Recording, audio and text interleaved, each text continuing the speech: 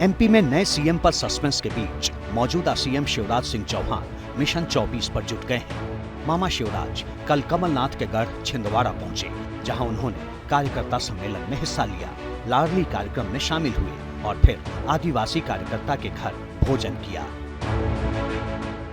MP में भले ही फिलहाल सीएम की कुर्सी का सवाल सबसे बड़ा हो, लेकिन इन सवालों से दूर शिवराज ने फिलहाल अपने लिए मिशन 24 की लकीर खींच दी है, जिसमें एमपी की 29 में से 29 सीटों को जीतने का लक्ष्य रखा गया है।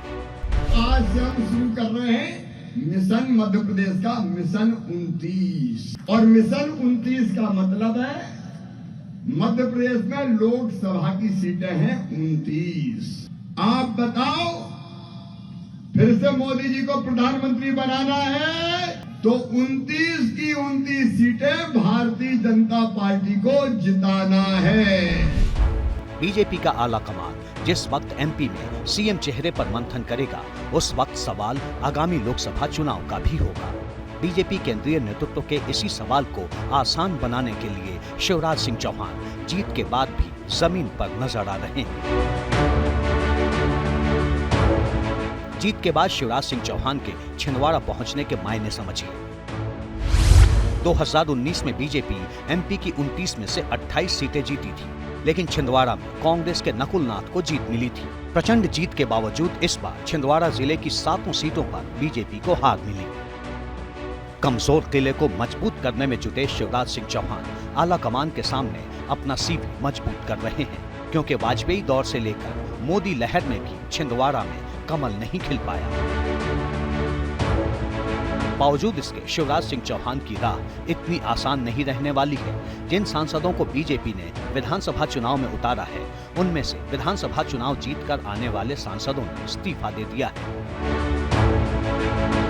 सीएम पद के लिए शिवराज सिंह चौहान के लिए बड़ी चुनौती है प्रहलाद पटेल, जिन्होंने आज ही केंद्रीय मंत्री के पद से इस्तीफा दिया है। हमारा अनुभव, जीवन का अनुभव, बहुत छोटी उम्र में मैं संसद में आया था।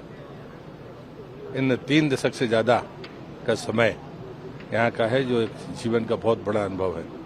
वो आने वाली जिंदगी में मुझे काम आएगा, ऐसा मैं विश्वास करता हूँ।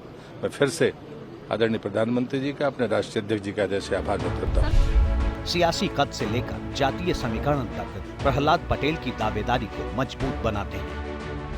प्रहलाद पटेल लोधी समाज से आते हैं, जो एमपी की 40% ओबीसी समाज का सबसे बड़ा हिस्सा है।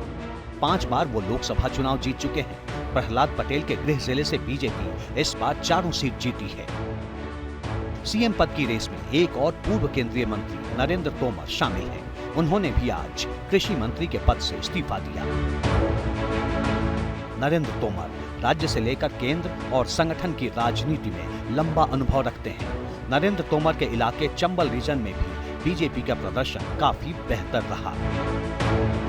चंबल से आने वाले ज्योतिरादित्य सिंधिया भी सरप्राइज कर सकते हैं। हालांकि वो अब तक खुद को सीएम की रेस से बाहर बताते रहे हैं, लेकिन आज ही जेपी नड्डा से उनकी संभावित मुलाकात ने सस्पेंस बढ़ा रखा है। मध्य प्रदेश ने कमलनाथ की बजाय कमल पर भरोसा जताया है, लेकिन अब एमपी में कमल किस पर दांव लगाता है, दिल्ली से लेकर भोपाल तक इंतजार इसी बात का है।